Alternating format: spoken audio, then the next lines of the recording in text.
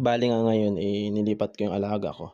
Kasi nga dun sa unang lalagyan, medyo mababa 'pag pinapakain ko siya, kaya niyang lumabas. Siyempre 'pag lumabas yan mahirap hulihin tsaka mabilis kasi yan, Kaya mas maganda makabilihan siya ng bago kung yan makikita mo nga na hindi siya gaano makaakyat kasi mataas saka mahihirapan siya, 'di ba?